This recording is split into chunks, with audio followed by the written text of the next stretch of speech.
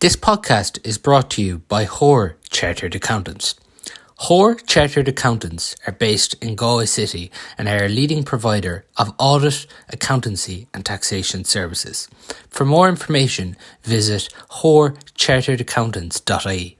Now you're welcome along to the Maroon and White pod. So unfortunately, the Galway Senior Hurlers Championship campaign has ended in defeat to Tipperary at the All-Ireland quarter-final stage. No complaints really from Galway supporters. Tip the better team and they advanced to the All-Ireland semi-final and Galway's championship comes to an end. I'm joined by Denis Walsh from the Irish Times to look back on the game. Dennis, over the last few days, probably huge disappointment from Galway fans. Really, they were probably just expecting a big reaction from the Leinster final and didn't really get it on Saturday night. Yeah, I'm sure there is huge disappointment, Paul.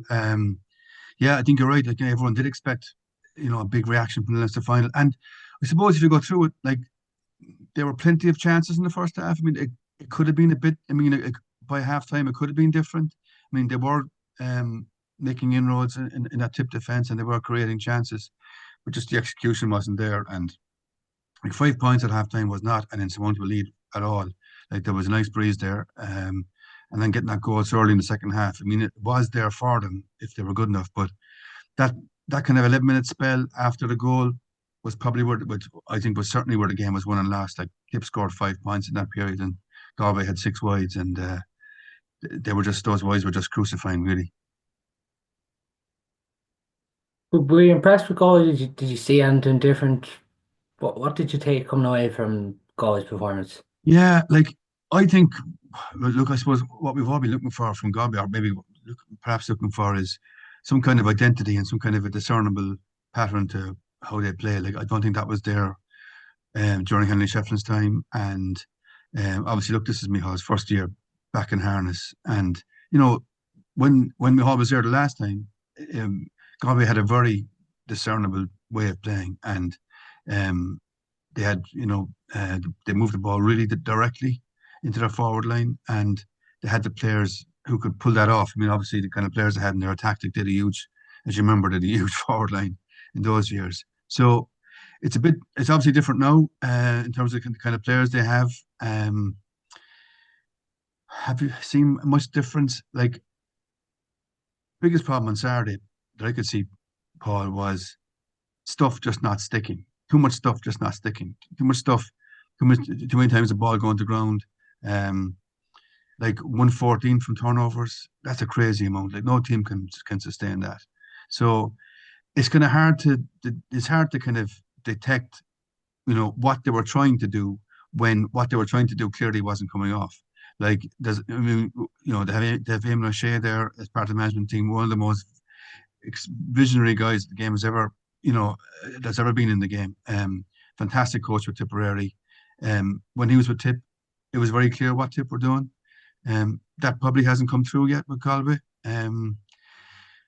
Look, I think Galway are better. I mean, the players they have, they should be doing better than what they are doing. There's no question about that. Like, but that game on Saturday was just so flat. It was just so lifeless at times. And look, whenever Galway, Micheál Donoghue was after the Leinster final was adamant that they didn't play the way they had planned, and I've no doubt that he would feel the same way after last Saturday night, that they just did not play the way they had planned. And until that plan comes to fruition, I think it's probably hard for any of us to work out what it is exactly. Do you think Galway are better this year than last year? Um, are they better this year than last year? It's hard to say, Paul, isn't it? I mean, last year was so disappointing. Like, on results, it'd be hard to say that they are. I mean, three defeats in the league by 12 points.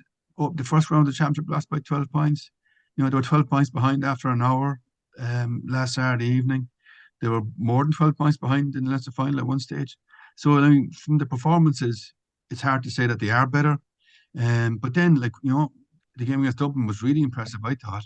And maybe Dublin obviously didn't perform that evening, but that was a good performance. I thought there was something in that. Last two games, it's hard to take much encouragement, isn't it? Yeah. I think even the thing is coming away from Saturday, it was interesting Tip dropping off the puck out and letting go. I haven't, but again, it's just been Galway's problem probably now for a year or two. even when we're coming out from defence carrying that ball, we just don't seem to be that comfortable or got the style of play. And it's hard to know where the issues are coming from. Is it the delivery? Is it the players not moving? It's hard to really put your finger on it. Yeah, I mean, like they obviously trying to move the ball to a certain spot, to a certain area of the field before launching it. Like there was 15 turnovers in the midfield area on Saturday night. Like there was only two turnovers in defence, but it was like as if the pressure came on in that middle third, and that's where the ball was coughed up. So look, that's obviously a problem for them. Um, yeah, like it's like as I say, until we see a kind of a discernible pattern, I don't think they've played.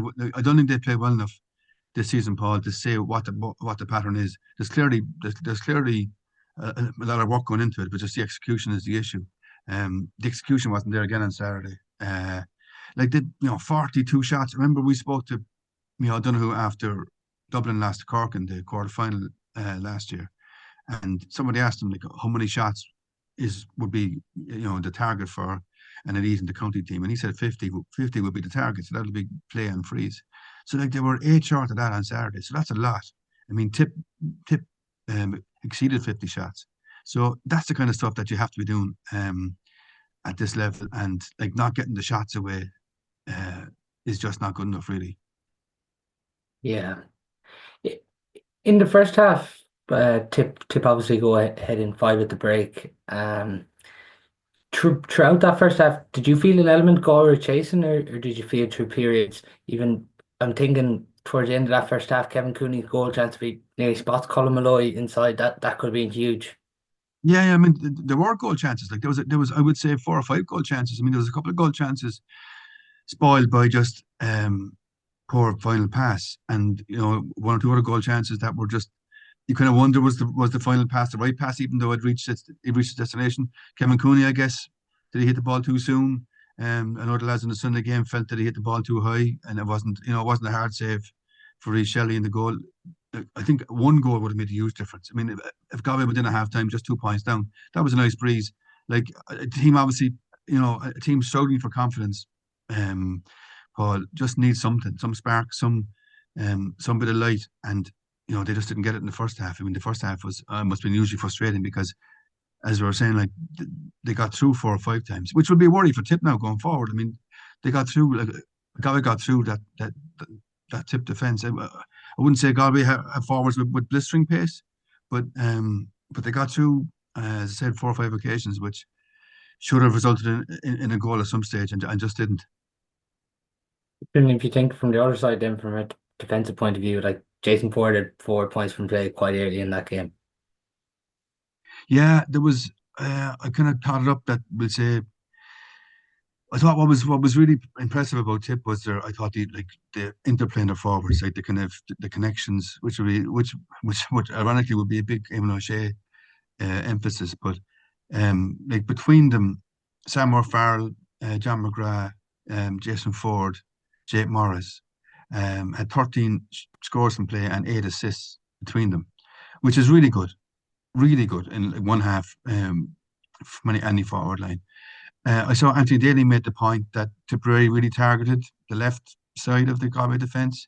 Now, obviously, Galway made a change there before the throw-in, so whether Tip knew about that change or not, who knows? But it was very obvious that they were really targeting that side, and they got a lot of joy down there, didn't they, in the first half?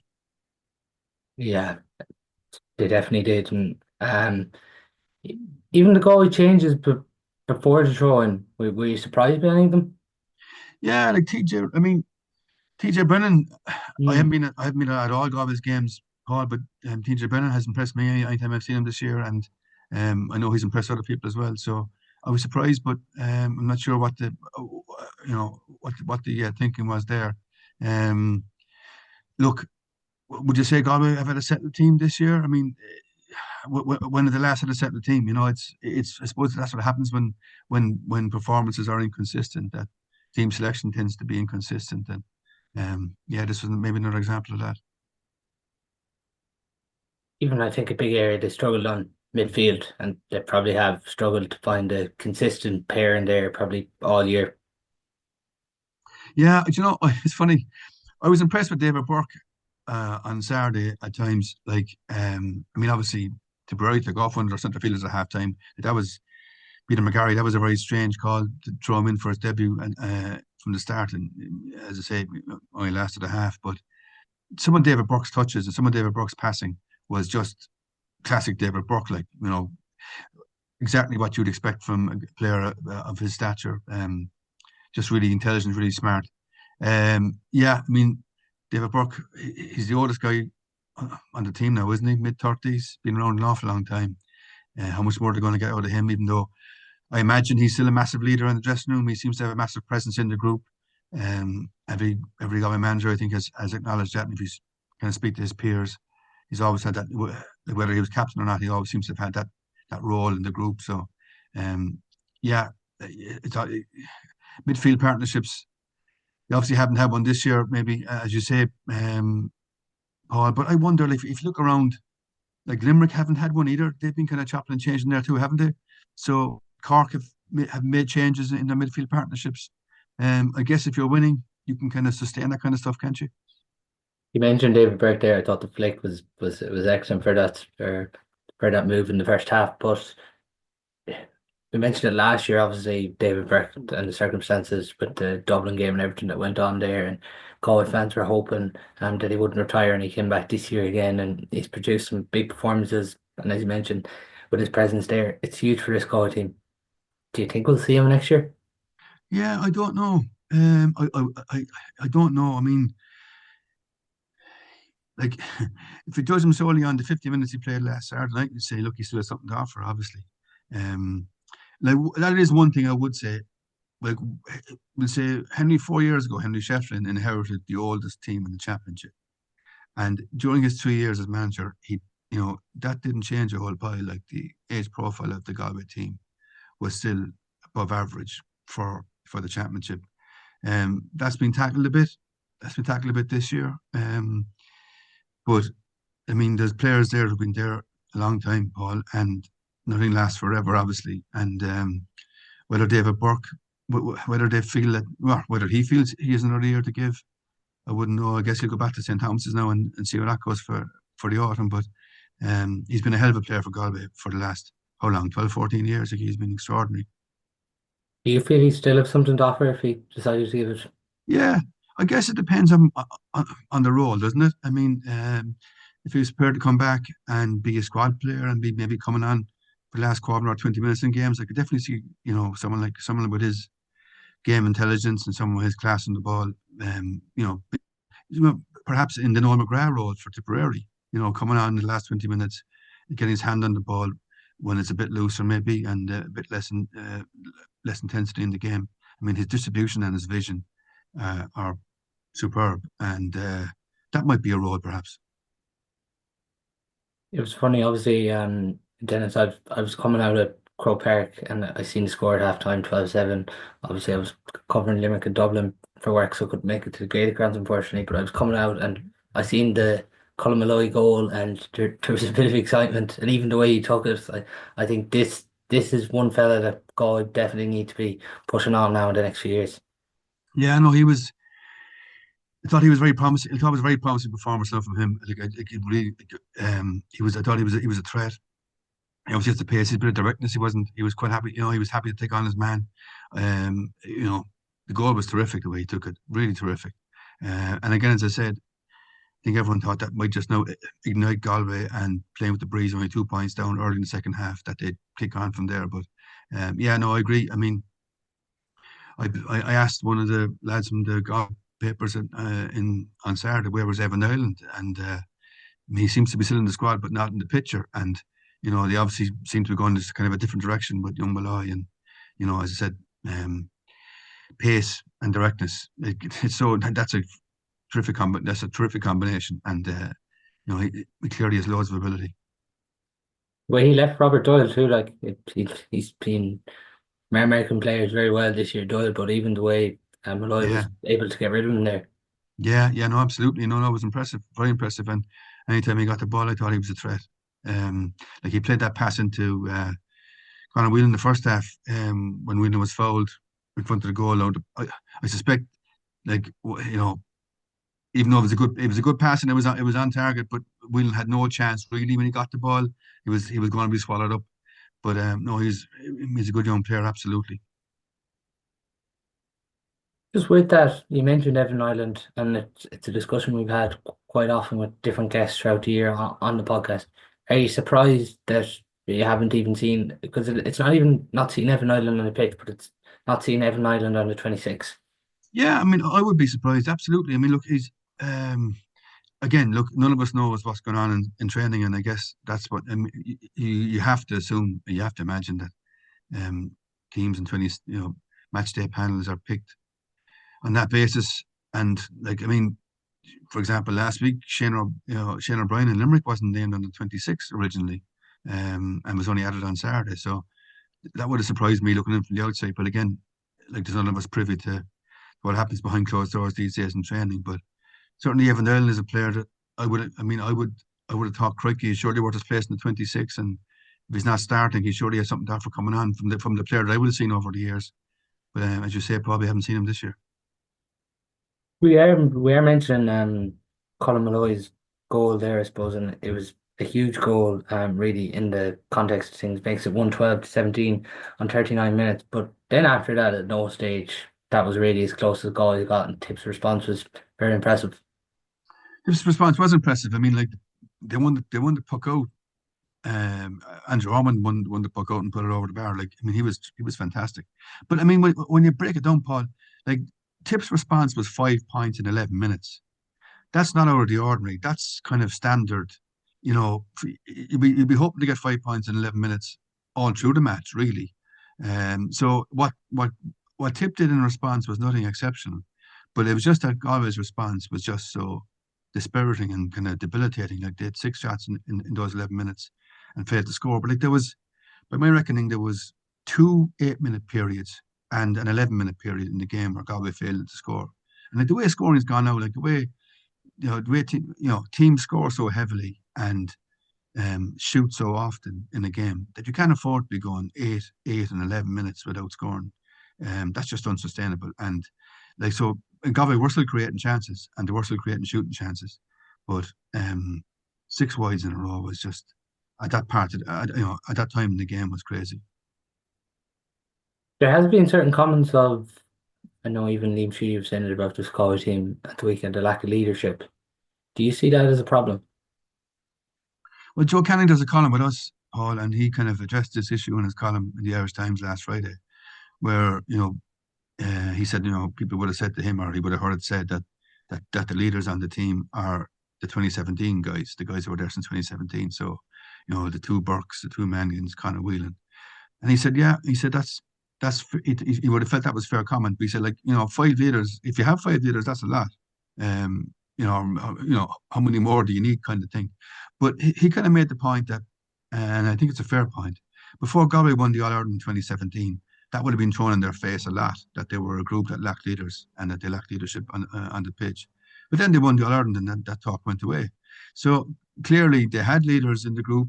It obviously wasn't always obvious on the pitch, maybe, but they wouldn't have won the All-Ireland without it. Joe's argument would be, and I think this has some merit, that if they can get some results, some momentum, that younger players will step forward and grow into those roles. That it's hard as a younger player, or hard as a player maybe early in your career, to take on that role when the results just aren't, when the results haven't been good, and everyone's kind of fighting for survival nearly. So I think that's a reasonable point. I think at the moment, clearly, the guys that are driving the bus are the guys who have the All-Ireland from 2017 and have been there 7, 8, 10 years, more in some cases. I wouldn't know the younger players, Paul. I don't know. I mean, as you know, we've no access to players these days like we would have had when I started off 36 years ago or whatever it is. So it's hard to get a sense of what they're like. I'm sure there are good guys. I've no doubt there are good guys in there. But it might take time for them to emerge as leaders. The thing, the commentary now is it needs an overhaul. We're at a crossroads and everything around Go Ireland. But you mentioned there some of the players for 2017. It is still vital that Mihal can hold on to a good chunk of these going forward into next season. Oh, absolutely it is. Yeah, no, like, sure. I mean, like, Cathal Manning's had a fantastic season, absolutely brilliant season. Conor Whelan, maybe a frustrating season. Maybe they might have to look at his role again and maybe get him closer to goal again. But yeah, no, you're right. I mean, they can't afford to just be. I mean, Warwick Manning at the back, Dahi Burke. They still need those guys without question. Look, it's only a couple of years ago since Liam Cahill was in a similar position where he inherited a kind of an aging squad, needed to keep a chunk of them. But like eventually you're gonna have to bite the bullet, don't you? I mean, Tip kind of had the pain of last season, and where they were kind of in a really hard transition. And there's going to be pain, I guess, down the road for Galway too, when some of these guys step away or are no longer in the first 15, and the other guys will just have to step up. But look, it sounds like Michal has committed to, is it 4 years or 5 years, Paul? 4, yeah, 4. 4, so that's only year one. So he's obviously, I mean, the county board, I'm sure there's nobody in Galway under any illusions about what's facing Galway over the next few years in terms of building a new team. So that's never painless. Does Colin Mannion deserve an All-Star? Oh, yeah, in my view, he does. Yeah, in my view, he does. Now, the thing about the All Stars, Paul, in recent, uh, back when I started on the All Stars, and I'm not in the All Stars now, but when I was on the All Stars back in the early 90s, it was pure knockout. And you had guys getting All Stars for playing well in the first round of the championship. No, it might only be one a year, but a fella would have a blinder in the first round, his team would be beaten, but it wouldn't be forgotten, and they get an All Star. So there's so many more games now. Nobody sees all the matches. It's very hard to compare form from game to game across two provinces and all the rest of it. But the All Star teams tend to be dominated by teams that got to the All-Ireland final and semi-finals, basically. Look, I suspect there's every chance that Kyle Mannion will get one. Yeah, his performances this year have been something else. And at stages, there's no point in saying otherwise. There has been an over-reliance on Colin Mannion as well. Yeah, yeah, no, there has been certainly an overlines, and you're right. He's been incredible. He was very good again. I thought on Saturday evening, like, but there was really no, the load just isn't being shared, scoring wise and stuff. I mean, you've what Brian Concannon didn't score, Kevin Cooney didn't score, Conor Whelan the point. Like these guys, I mean, Brian Concannon is a guy that has huge scoring potential. We just didn't, that it hasn't materialized. Yeah, I mean, there is no future in having such a dependence on Cathal Mannion playing brilliantly every week.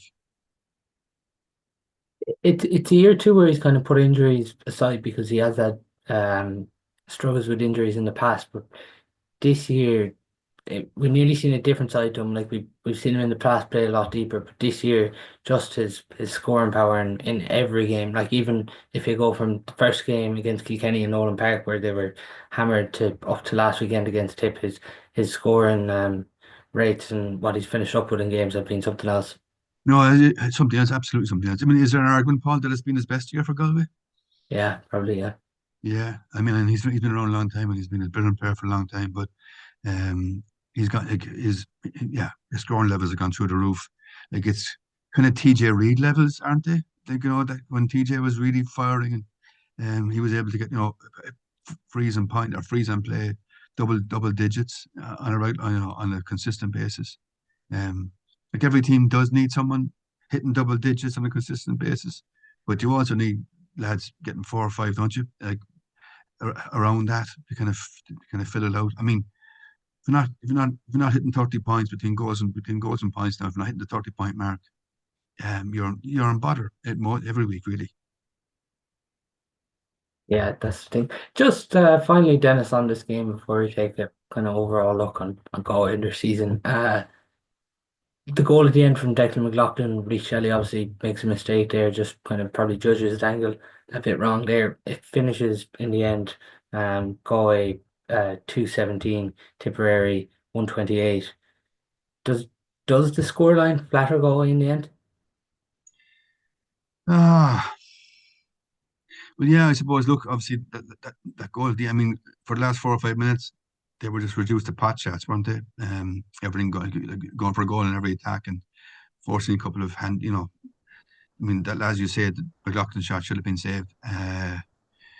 You could argue two ways, Paul. I mean, given the amount of chances that Galway missed, you could argue that they should have been in the game and they should have been with Tip going down the stretch. I mean, they just missed way too many chances. But then, as I said, on the other side of it, they've been beaten by 12 points 4 times this season in competitive games, and you can write that off in league games. But then you go into the first round championship against Kilkenny, it's the same thing.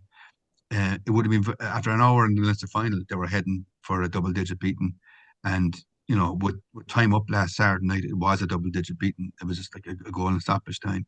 So, they need to find a way to stop the bleeding. I mean, it's crazy going through a season in Division 1, the league, and then in the championship, where you're shipping these heavy beatings on a consistent basis.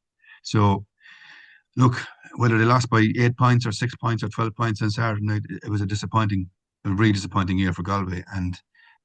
But I think they got the right people involved. I think the right people in charge. I think the people that they have there now, know exactly what Galway have on the ground. And Micheál is, I think he's the right guy to turn it around.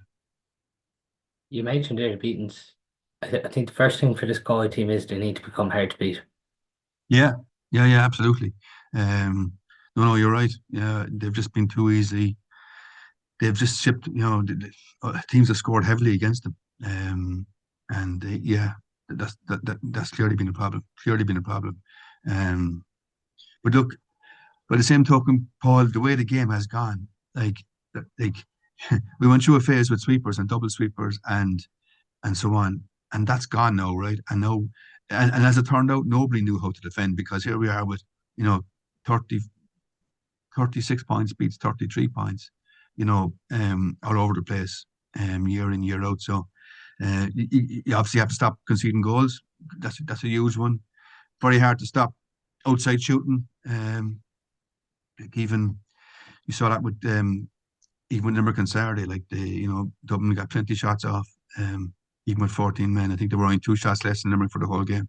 So that's the way the game is. Like it's but at the same time, you can't be as porous as Galway had been. There's a lot of argument around the split season, and for Galway now, obviously their intercounty season finished. They won't start the opening round of the Club Hurling Championship until the first week in August. In my view, I think is that a mistake? Now, I know we have players now on J1s and players have holidays and everything planned, but if you want to save your few weeks and actually for club hurlers and Galway to experience playing hurling in the good weather. Yeah, well, it's fine. I'm involved in my own club in Cork, and we're playing again as well. We're playing as well in the first week of August, and we've been training since January, and it's trying to keep the players motivated and focused. And when the championship is 8 months off, is tricky. And I'm sure it's the same for Galway. I'm not sure how seriously clubs take the league in Galway, the club league, but I would have heard last week that there was talk of some Galway players some fringe players on the Galway panel heading to America, or getting their paperwork in order to go over, because you can go on a kind of a 4-week thing, can't you? A kind of 4-week clearance or whatever. So that's one of the byproducts of the split season. And I know we had our own experience in our club where lads just knowing that we're not playing till August, that they make plans to go for June, July, whatever. So that's kind of something that they said the GA probably didn't expect when they brought in. There's been such an exodus to America. Yeah, I mean, once you give the players the fixtures, though, Paul, in January, there's no rowing back. I mean, you kind of tell them that our first game is the August Bank Holiday weekend. Our players have known that since January. So if Cork had been beaten recently and were out, Cork County Board couldn't have turned around and said, lads, we're going to bring it forward 3 or 4 weeks. And Cork, like Galway, like very similar in terms of dual counties and dual players all over the place. And the Cork County Board would be one of the boards who are vehemently opposed to the All-Ireland finals going back into August, because there's so few weeks to play off the championship in reasonable time. So they're on a pretty tight schedule. But guys going to America for the summer is definitely an issue. And you know, as I said, once you've given the players the fixtures in January, there's kind of no rolling back. Sure, there's not. Yeah, that's the thing. Even I think though, if you maybe play it in the second or third week of July, move to just a week or two to give that space because I think the system in Galway, the way it is at senior and intermediate at the minute, you have three teams getting out of a 14 group. So I think Oh, even if you have one or two players that missed the first two, the jeopardy isn't sure, humongous at the start of the championship. sure, yeah. It's a different system in Cork now where there's groups of four and kind of two get out, but nobody wants to lose their first match because they're under pressure straight away. It's a bit of a sprint really, but yeah, I think was it last year or the year before? A few Limerick guys missed the first round of the club championship in Limerick because they were off at some major concert in Belgium or something.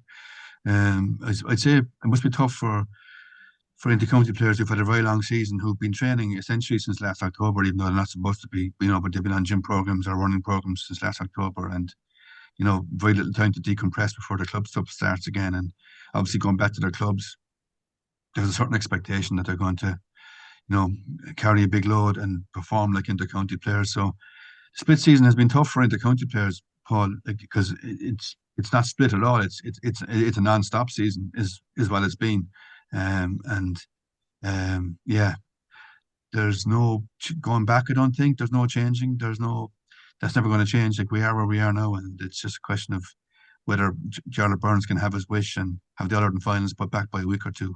I think that's about the extent of the tweaking of the calendar that we're going to see. Dennis, you must be getting giddy now as a Cork fan. No, pure. Well, there's trepidation, obviously, because you just don't.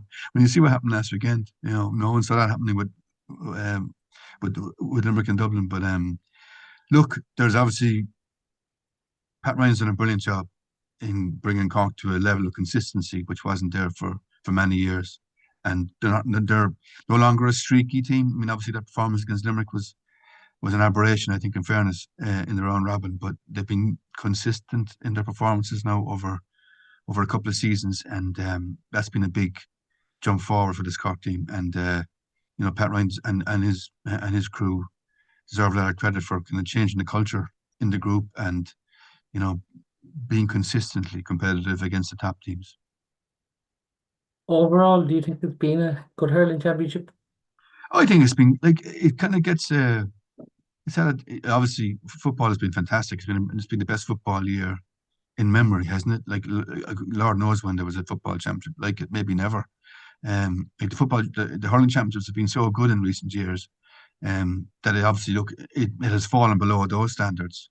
But like you can go through, I can still think of 6 or 7 games that were really fantastic, in this year's hurling championship. And like as I said, going back to pre pre group phase, going back to when we had the back door, going back to when we had straight knockout, you might go through the season with 2 or 3 or 4 good games, and that was literally it. So we've been spoiled in the last few years, absolutely spoiled. Anybody who follows hurling, their own Robin championships have been fantastic, but that was a complete departure from the norm. Like the amount of exciting games, the amount of close matches, the amount of really good games, has been way above what we ever experienced before. So this year has been a bit of there's definitely been a drop off in that, but it's still been a good championship. I've really enjoyed it, certainly. A lot of arguments made between Leinster and Munster. It's funny when Dublin beat Limerick at the weekend to kind of throw it all up in the air. But are you along the view that Munster and Leinster needs to be mixed, or how do you see the structure of the championship? Yeah, Peter Queally raised that point in his press conference after the Cork War, or raised that possibility in his press conference after the Cork War for game. Um, yeah, and it obviously had been on his mind. Um, Whether I think it's going to happen or whether I think it should happen, it's not going to happen because the Munster Championship is just so successful. This is the most successful period in the history of the Munster Championship. The crowds, they've broken records for attendances 3 years in a row. The income is huge. The interest is huge. The the audience for the Munster final on RTE, between the, we say, linear TV audience and the RTE player, was over 900,000 people for a Munster final at, kind of tea time on a Saturday. That's extraordinary. Like, that's up to the level of an All-Ireland final in terms of a TV audience. So the J are not going to meddle with that. I mean, I think there's a chance, and I think this would be a mistake. I think there's a chance that they're going to try to incorporate the fourth place teams in a kind of a post-provincial All-Ireland series. I think that'd be wrong. I think that'd be crazy. I think you would see a drop off immediately in the intensity and in the excitement in both provincial championships. And but it's not beyond it's not beyond the bounds of possibilities that they will that the Croke Park would push for that, just to give teams like Waterford, Wexford, Offaly, give those teams extra hope of progressing beyond the province. But in terms of crossing over between the two provinces, I can't see it, Paul. Yeah, it would, even if you're looking at it, the jeopardy kind of goes away on both sides when it comes to Leinster and Munster if you do that. Yeah, absolutely. And like, this is the big attraction for the last, since the round robin came in, and this hasn't been the case actually, and this hasn't been the case in Munster every year, but it's been a big thing in Leinster, was that every year there was something on the line going into the last round of games. I mean, 2 years ago there was three matches that had something on the line, and it made an unbelievable final day. So this was the first year where there was no real shocks in Leinster, and the whole thing kind of petered out. But that's not a good enough reason to go meddling with it. I mean, you saw what Dublin were able to produce last Saturday. If they can bring that kind of stuff next year's championship, if Galway can get their act together, you need four teams to be seriously competitive for the round robin to work, and that wasn't the case this year in Leinster. Bizarrely, you had Clare dropping off the pace in Munster, and Waterford not being a million miles away, like being competitive, just not being good enough to beat the kind of top two teams, three teams, whatever. So I think this system has really worked well since 2018. This has been the first year where it was a bit off or a bit down in terms of excitement and drama. That's not a good reason to go meddling. Just finally, before we finish, Dennis, on Galway then as a whole, if you're looking at it, new players that maybe came through and seen game time, we've obviously mentioned Colin Malloy. We've seen TJ Brennan probably more than we have throughout his Galway career. We've seen Anthony Burns at patches. We've seen John Fleming as well. But outside of that, they're kind of I suppose, newer players, or the players that seen an increased level of game time, and probably add Tiernan Killeen to that list as well. Yeah, yeah. Like, I was very obviously, yeah, like everybody else, I was very impressed with Anthony Burns when he made a breakthrough earlier in the league. I was a little bit surprised that John Fleming didn't start last Saturday. I'm not sure what the feeling was in Galway. And people who've seen more of him than I have, I thought he wasn't too bad at all in the Leinster final, to be honest. Tiernan Killeen, I was really impressed with him last year in the club championship, and I was impressed with him at times during the league, I thought. Look, I wouldn't know the lie of the land on the club scene in Galway, Paul, in terms of the age grade teams, who's really coming through from those groups. But there must be players there, like a county of Galway size. There must be players there. I've no doubt Micheál and his management team know exactly who's out there. And look, if we see a different Galway team in terms of personnel next year, that won't be a surprise to anybody. But it's going to take time, and I expect, or I imagine, that people in Galway will have patience enough to see this through with Micheál, because changing the manager again in a year or two isn't going to make any difference. Like, this process has to be followed, and it really doesn't matter who the manager is. Like, so if Micheál doesn't do it, somebody else will have to do it.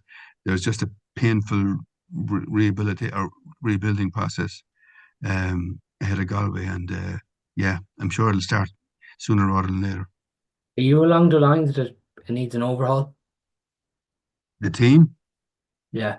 Yeah, well, look, Uh, unless they unless they think unless they unless there's something behind the scenes in terms of why the plan, because they clearly had a plan, but why the plan didn't work with these players this year. Maybe it's because it was just the first year, maybe because it was new, it just didn't click. Um, People in Galway, you know before better than me whether these are the best 26 players in Galway, or these are the best 15 players in Galway. Is there somebody very obvious? Evan Dylan, we mentioned. Are there other players who are obviously, being left out who should be in there? I wouldn't know that, but um, yeah, I mean, just they're going to need to be. They obviously need to. I suspect they're going to make changes, but like wholesale changes don't work either, do they? It's taken. I was just going through the tip team from that lost to Cork last year. They were humiliated by Cork last year in hurlers. There was 9 changes from that team to the game last Saturday, which is 13 months. Now, 9 changes is a lot, but Tip were so bad last year that they had no choice. They had to. They had to really make changes, serious changes. And Galway didn't. Galway didn't drop to those depths this year. No, as I said, how much material is there for instant change? I don't know, but um, these things tend to take a couple of years, don't they? Like it's never just a 1 year thing. Yeah, I think the winter's going to be fascinating, isn't it? Because even when you remember Michal back before 17 last year, he made some big changes, and some experienced players were let go by him. Yeah, yeah, yeah. So like he's been here before in terms of, you know, um, getting team, like getting a team off the ground. Uh, in Waterford, Derek McGrath did something similar when he came in after his first year and made wholesale changes. Kieran Kingston, I remember, did it in Cork after one of his seasons. Made wholesale changes. Like it happens like all over the place, but it's just people can't be expecting instant results just because there's been a clear out or whatever. Would you see now the club championship as a time for Galway to try and find more players that maybe haven't been even on county underage squads, but like even from my own perspective, there's definitely hurdles here, like because we do have a ferocious senior hurling championship. Yeah, yeah, absolutely. And like that's going to be, yeah, yeah. I mean, look, when you see Andrew Ormond making the breakthrough that he's made this season in his mid 20s, with Tip, it does happen. Players do kind of develop a bit later, or come to fulfill their potential a bit later in their career. I mean, the way it's gone now, Paul, in all the top counties with age grade teams is, there's so much, like the systems are so tight now, and the scouting is so comprehensive that you know you don't see. I mean, players that are spotted at 14 are in the system, or spotted at 13 and they're in the system. Like the days when a guy would emerge at 18 to be a Galway minor or a Cork minor because they played well for their club for a month. Like that's all long gone. So like the kind of talent, the talent identification that's in all the top counties now is so comprehensive that players don't normally get missed. So I'm sure there's guys in the club system in Galway, Paul, that have been terrific underage players for Galway, but just might have been the sixth best player on a minor team, and the other five were the ones that were promoted, to the 20s and promoted to the seniors. So look, it'll be fascinating to see who they find in the club championship. Yeah, that's it now for the Galway senior hurlers that we mentioned. Their championship campaign ends. The club championship due to get underway then at the start of August for the clubs in the senior B, intermediate, and junior championship. So a break now for a couple of the hurlers, but that's all we do have time for on today's show. Thanks a million to Denis Walsh for coming on to this week's podcast.